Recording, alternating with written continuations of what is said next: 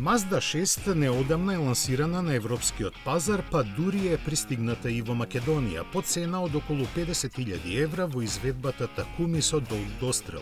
Споредбено со Германија, каде почетниот модел чини околу 45.000 евра, се чини поради нашите давачки, тоа е разумна понуда.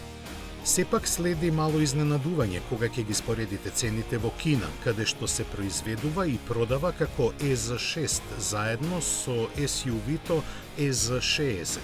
Во Народна република Кина, каде што се произведува 6, основниот модел започнува од 19.520 евра, а во дечкиот модел чини 22.220 евра. Ова е шокирачка разлика, бидејќи во Европа истиот модел се продава за 2,2 пати поскапо. И покрај изгледот, Mazda 6 не е креација од Хирошима.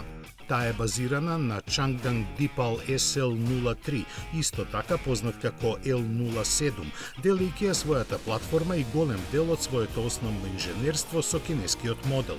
Колку и да се плаќаат увозни давачки во Европа, никому не му е јасно зошто постои толкава дисфрапанца. Дали е во прашање алчност или европските купувачи се навикнати секогаш да плаќаат повеќе.